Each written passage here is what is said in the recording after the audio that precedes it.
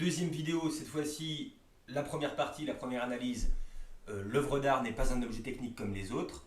Et donc la première sous-partie, qu'est-ce qu'un objet technique vu qu'on ne cesse de parler d'objet technique pour le mettre en comparaison avec une œuvre d'art. Bien. Alors, il vous aura pas échappé que l'être humain, par opposition aux animaux, est doué, disons, de compétences techniques et est capable de produire des objets techniques. Les objets techniques, ils nous entourent constamment, on les porte même sur soi. Si je regarde, j'ai une montre, j'ai des vêtements, j'ai un bonnet, j'ai une bague, bon, j'ai un cahier, tout ça, tout ce qui m'entoure, ce sont des objets techniques. Alors d'où vient le fait que l'homme, par rapport aux autres animaux, soit capable, disons, bien davantage, en tout cas, produire d'objets techniques que les animaux? On peut supposer que c'est en raison de sa conscience réflexive et de son imagination que l'homme dispose de cette capacité technique. On l'avait vu avec l'éclat général dans le cadre du cours sur le travail, à travers le mythe de Prométhée, que c'est bien le don de l'intelligence qui permet aux hommes de travailler le monde. Bien.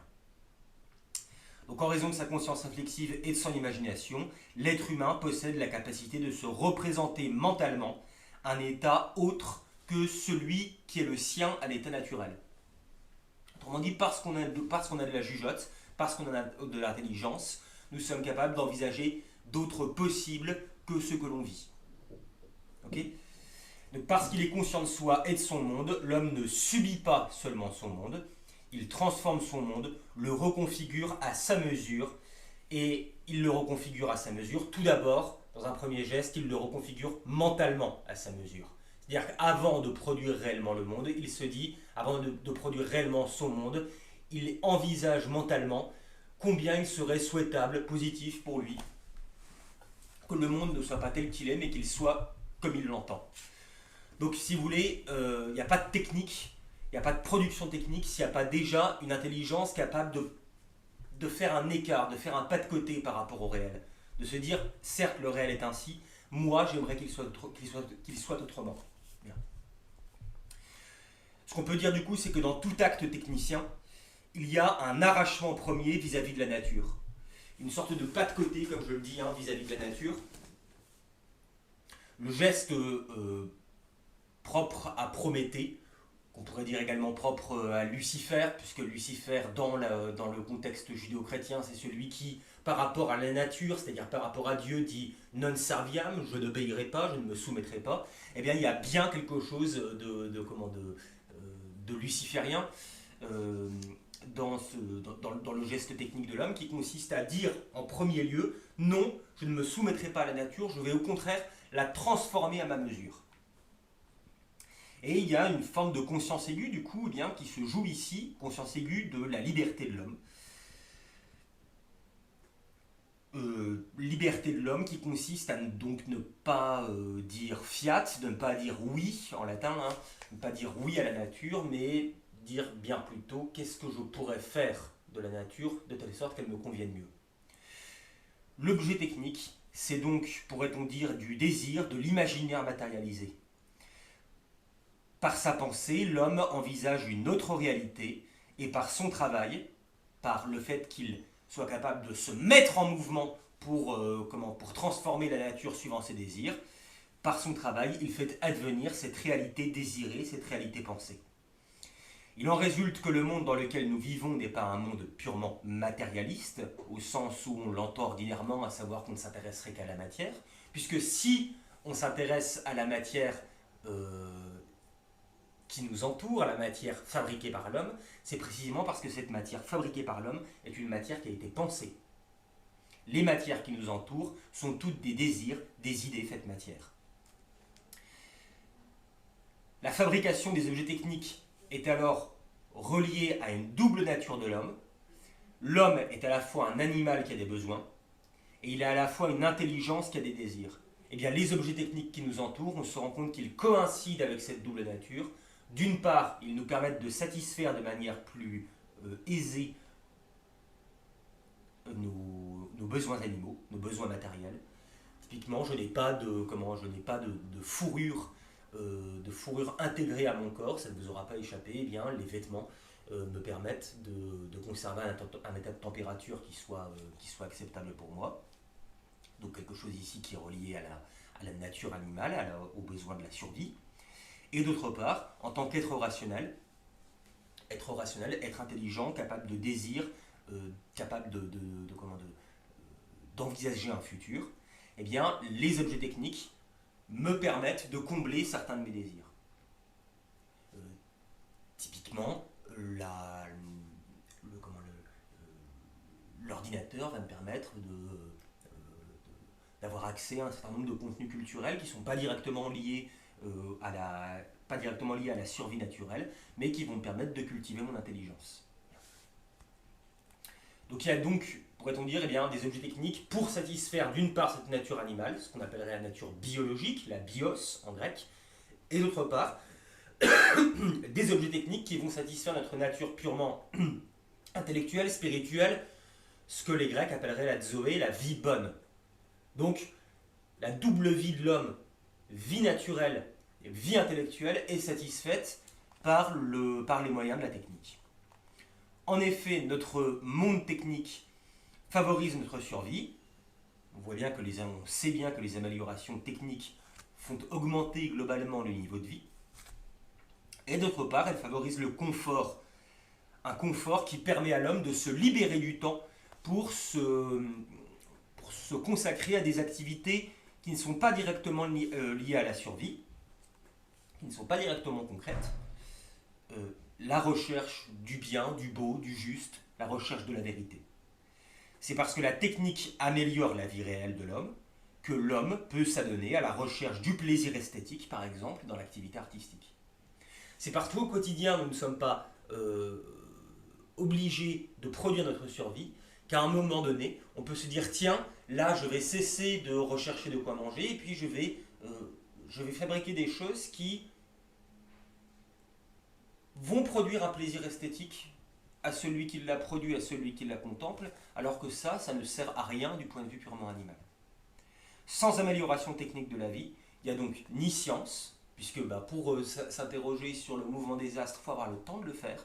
Il n'y a pas de philosophie non plus, parce que pour s'interroger sur suis-je ce que j'ai conscience d'être, il faut avoir le temps de le faire. Il n'y a pas non plus d'art. Autrement dit, si la technique n'est pas l'art, sans technique, il n'y a pas d'art. La technique, en permettant l'établissement d'un monde humain, elle permet à l'homme de se libérer du temps pour faire des activités artistiques, et puis en façonnant façonnant le geste humain, c'est ce qu'on va voir dans notre deuxième sous-partie, en lui apprenant à transformer la matière, eh bien la technique donne à l'homme les moyens de concrétiser ses créations artistiques. Ça nous amène donc à notre deuxième sous-partie, petit b, l'artisan fabrique, l'artiste invente. Donc on a dit que l'art et la technique diffèrent du point de vue de la finalité de leur action. Le but de la technique, c'est la bios. Le but de la création artistique, c'est la recherche du plaisir esthétique. Alors le philosophe français Alain, qui est né en 1868 et mort en 1951, va aller plus loin. Alain montre que le travail technique, le travail de l'industrie et de l'artisan, dans le texte que vous avez en lien, diffère du travail artistique quant à l'organisation de son activité. Le texte d'Alain que vous avez en lien s'organise en 3 grands moments. Tout d'abord, Alain montre dans un premier temps quels sont les points communs et les différences entre l'artiste et l'artisan. Dans un deuxième temps, Alain s'intéresse plus spécifiquement au travail de l'artiste, avant de montrer dans un troisième temps que le travail de l'artiste nous permet de mieux comprendre ce qu'est ce qu'on appelle la beauté étant précisément ce que recherche ou produit l'artiste. Donc, différence entre l'artiste et l'artisan, que fait l'artiste, et sur la base de ce que fait l'artiste, compréhension de ce que recherche l'artiste, la beauté. Alors, allons un peu dans le détail. Tout d'abord, quels sont les points communs pour Alain entre l'artiste et l'artisan ? Eh bien, tous les deux, l'artiste comme l'artisan, l'artiste qui produit des œuvres d'art, l'artisan qui produit des objets techniques ou des objets industriels dans le texte, tous deux sont des producteurs. Des producteurs, c'est-à-dire qu'ils mettent en œuvre des matières premières qu'ils configurent, qu'ils mettent en forme suivant leurs propres aspirations. Ils ne se contentent pas de la matière première, ils vont transformer la matière première. Donc tous deux sont des producteurs, et dans les deux cas, dans le cas de l'artisan comme de l'artiste, il y a la possibilité d'une amélioration du plan préconçu, il y a la possibilité d'un écart, d'une amélioration par rapport à ce qu'on avait prévu. L'artisan peut être amené à, à s'adapter à la matière première qui lui est donnée, ou à avoir une intuition qui lui dirait tiens, cette fois-ci je vais faire un écart pour faire un objet bien spécifique. Et de la même manière, l'artiste est également lui capable de, non pas simplement de buter, si vous voulez, sur la matière en se disant ben, je voudrais que la matière soit ça, elle ne fonctionne pas. S'il est face à un marbre particulièrement rocailleux, il va revoir ses plans. Donc dans les deux cas, production, une matière première, le marbre, mettons, et dans les deux cas, capacité d'adaptation et d'amélioration. En fonction de ce que la nature me donne, je revois mes plans. La différence, en revanche, l'écart entre l'artisan et l'artiste, à partie liée à l'organisation de leur activité, l'organisation de leur travail. L'artisan, fabrique en fonction d'un plan, c'est-à-dire qu'il a un objectif final, et cet objectif final est atteignable en fonction de différents protocoles préétablis, alors que l'artiste a, lui, une idée directrice, un enjeu, une intuition première, qui va dicter les protocoles qu'il va mettre en œuvre. Autrement dit, chez l'artisan, les protocoles sont déjà préétablis, et ces protocoles sont préétablis afin d'arriver à une fin. L'artiste, lui, inversement, n'a qu'une idée directrice qui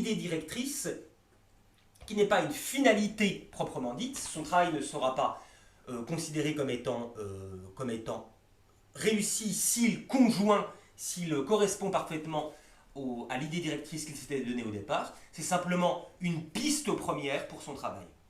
Et il n'a pas précisément de protocole d'action préétabli. Il se laisse guider. On pourrait dire du coup que le travail de l'artisan est plus libre, et il est plus libre pour une raison bien particulière, à savoir que le travail de l'artiste est plus libre que le travail de l'artisan. Il est plus libre pour une raison bien particulière, à savoir que le travail de l'artiste n'est pas relié aux nécessités urgentes et fonctionnelles de l'existence. En ce sens-là, il a une possibilité d'action, un champ d'action bien plus ouvert que celui de l'artisan. Allons désormais, donc, intéressons-nous plus spécifiquement au travail de l'artiste. Le travail de l'artiste, nous dit Alain en substance, est un travail qui n'a pas de concept. Qu'est-ce qu'il entend par là? Un concept, c'est le nom de baptême que l'on donne à une idée.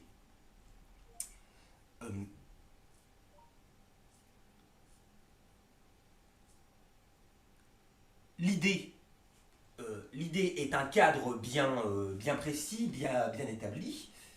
Or, en art, l'intuition indéterminable est la règle, comme on l'a dit. Il s'agit bien plutôt d'une ligne directrice que d'un concept clairement déterminé qui servirait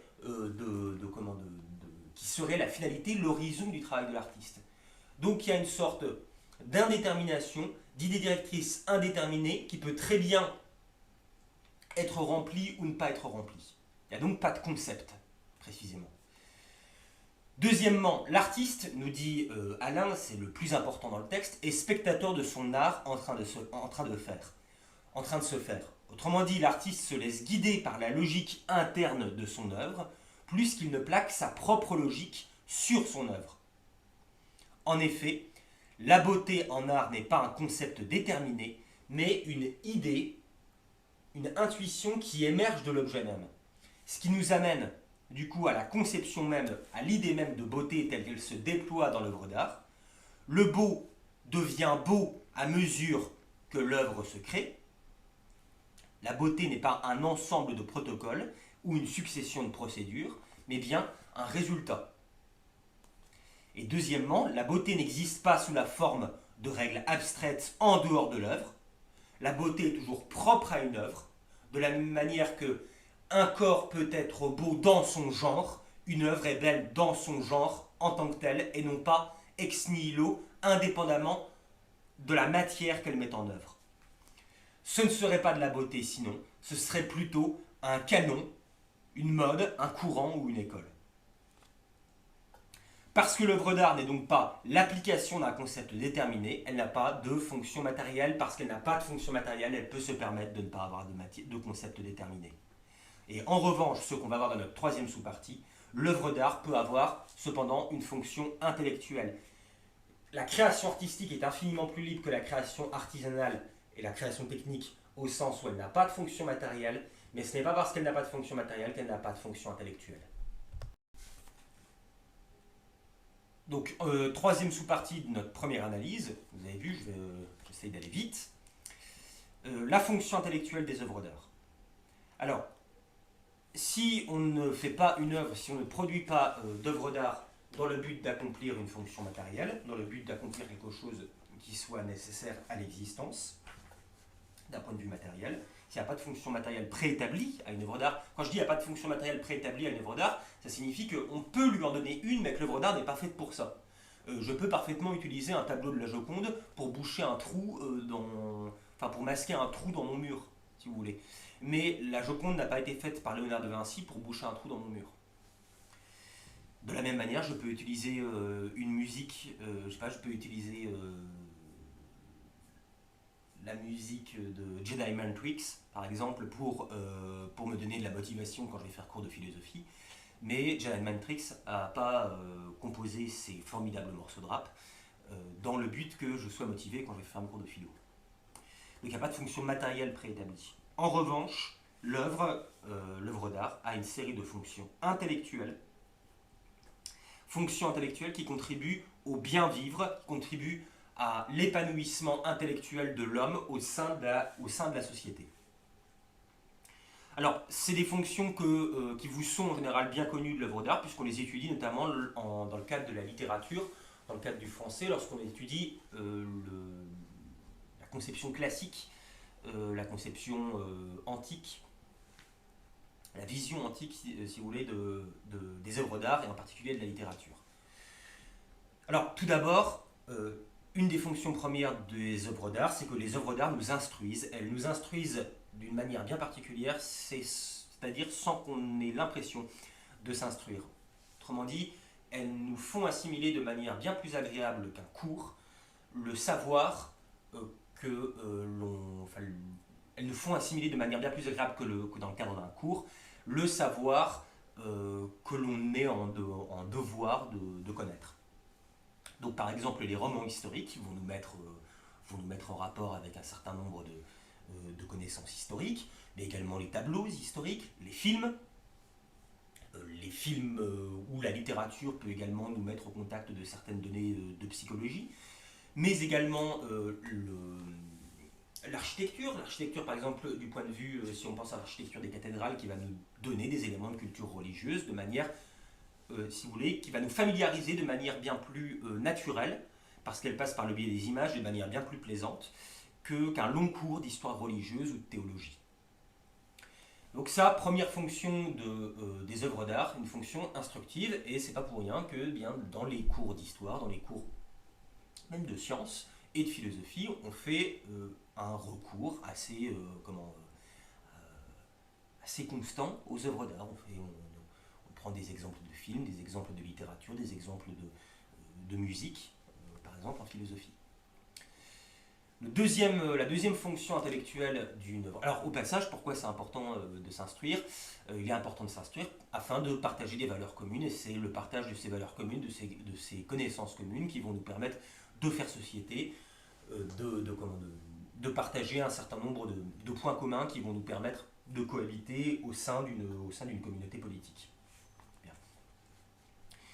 Deuxième utilité intellectuelle nécessaire à la vie en société de l'œuvre d'art, c'est sa fonction divertissante. Nous passons la plupart de nos journées à travailler, et lorsque nous ne travaillons pas, nous reposons notre corps par le biais du sommeil.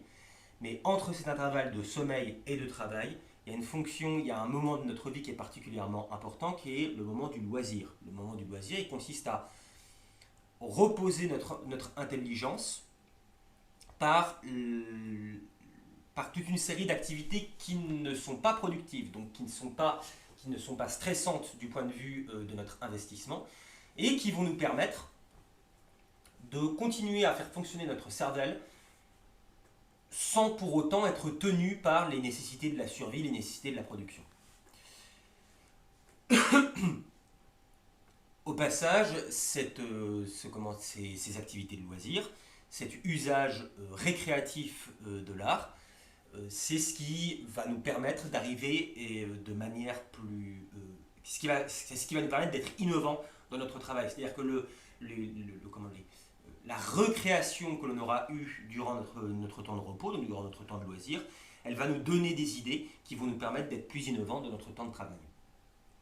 Donc, par exemple, eh bien, on peut penser à l'usage à l'usage recréatif que l'on va faire du cinéma, l'usage récréatif que l'on va faire de la lecture, etc. Un individu qui utilise son temps de repos par la contemplation ou la fréquentation d'œuvres d'art va avoir tendance à imprimer une touche artistique dans son propre temps de travail. Et enfin, et fonction la plus importante, celle qui nous intéresse le plus ici, dans le cadre de cette idée que l'œuvre d'art participe à l'épanouissement intellectuel de l'individu et en ce sens lui permet de vivre en société, c'est le fait que l'œuvre d'art nous permette de nous purger de nos passions.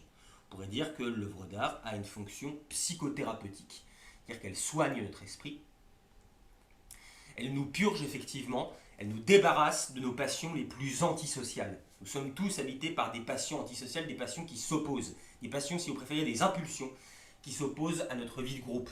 On a des impulsions à l'égoïsme, on a des impulsions à l'immoralité, on a des impulsions à la violence. Bien.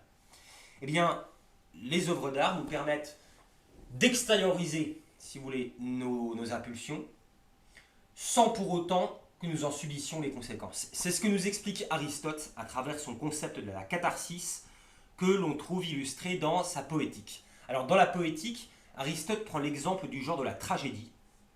La tragédie grecque, c'est un genre théâtral qui met en scène des individus qui sont confrontés à, qui agissent de manière particulièrement grave et de manière qui se laissent gouverner par leur passion. Et en se laissant gouverner par leur passion, leurs actes ont des impacts sur l'ensemble de la communauté politique. On peut penser à la tragédie Oedipe de Sophocle. La tragédie Oedipe de Sophocle laisse un individu gouverné par ses passions, donc qui en vient à tuer son père et épouser sa mère et se reproduire dans le giron de sa mère. Et le fait de se laisser gouverner par ses passions, par ses impulsions animales, entraîne la destruction de la communauté politique de Thèbes, puisque la peste ravage Thèbes, qui est un châtiment des dieux dans la Grèce antique. Donc, la vue de ce spectacle-là, pour l'individu, est horrifiante. Elle est horrifiante, pourquoi ? Elle est terrorisante, pourquoi ? Parce que l'on s'y reconnaît. On se reconnaît dans ce personnage d'Oedipe qui est capable de se laisser gouverner par ses passions au point de tuer son père et d'épouser sa mère. Si on ne se reconnaissait pas dans la tragédie Oedipe, si on ne se reconnaissait pas un minimum, elle serait pour nous quelque chose d'incompréhensible. En soi, nous nous y reconnaissons parce que nous reconnaissons en nous cette impulsion que nous avons parfois à vouloir nous laisser guider par nos passions au détriment de toute valeur morale et sociale. Et en ce sens, regarder Oedipe, assister à la représentation d'Oedipe est particulièrement intéressant pour nous, puisque ça nous montre que lorsque l'on se laisse aller comme Oedipe à ses impulsions, eh bien ça entraîne des effets bien plus dévastateurs que le bien qu'on en retirait. Donc, l'œuvre d'art permet à l'individu d'avoir, si vous voulez, un exutoire de ses pulsions, un exutoire de ses impulsions, de ses passions, sans pour autant, et en même temps, un garde-fou, en lui disant, voilà ce que ça produit, tu vois bien, si vous voulez, ton désir d'expression est satisfait à la vue de l'œuvre d'art, et en même temps, tu es prévenu, si tu te laisses aller à tes impulsions, il se produira de tels effets dévastateurs pour la communauté politique. Alors c'est une des raisons, par exemple, pour lesquelles, à l'époque contemporaine, nous regardons des films d'horreur. Nous regardons des films d'horreur parce que nous avons tous en nous une pulsion de violence. Nous nous reconnaissons dans l'individu qui découpe en tranches quelqu'un. Nous nous y reconnaissons. C'est pour ça aussi qu'il y a un certain succès des documentaires sur les tueurs en série, sur les criminels, etc. Parce que nous avons de ça en nous. au final, le tueur en série est mon semblable, mon frère. Sauf que parce que moi j'ai vu le fait entrer l'accusé consacré au tueur en série, je ne vais pas le faire. Je ne vais pas le faire parce que je sais quelles seraient les conséquences éventuellement pour moi et en tout cas pour toute la communauté politique, pour toute la société, donc je ne le fais pas. Mais je l'ai regardé parce que j'ai cette petite soif en moi d'extériorisation de ma pulsion de violence. On peut donc dire, avec ce terme de purgation des passions, de catharsis, que l'art, d'une certaine manière, est un moyen de prophylaxie sociale. La prophylaxie, c'est le fait de soigner un mal avant qu'il n'arrive. Eh bien, en permettant à l'individu d'expulser de manière artistique ses passions, on empêche l'individu de l'expulser de manière directe et violente. Ça rejoint ce qu'on avait vu dans le cadre de la psychanalyse à travers le concept de sublimation. Mieux vaut sublimer son désir incestueux à travers la contemplation de la pièce de théâtre Oedipe de Sophocle plutôt que de passer réellement à l'acte. L'art est donc une prophylaxie sociale, il permet une vie collective en paix. Et d'ailleurs, on le sait, puisque de nos jours, la contemplation artistique, ou même la pratique artistique, est utilisée comme un moyen thérapeutique, et comme un moyen thérapeutique, comme un moyen de réinsertion sociale. Il est particulièrement utilisé comme un moyen thérapeutique pour les individus qui souffrent de pathologies ou de troubles psychosociaux, c'est-à-dire d'insertion au sein de la communauté.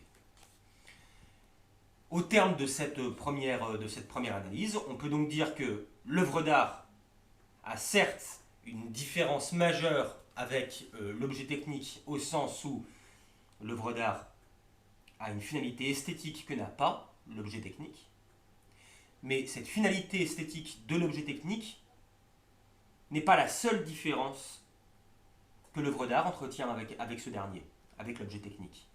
Ce qui fait qu'une œuvre est artistique, c'est également la modification de notre état intérieur qu'elle provoque. Le plaisir que nous éprouvons face à un film d'horreur ou face à un poème qui traite d'un sujet pas du tout esthétique, comme par exemple La Charogne de Baudelaire,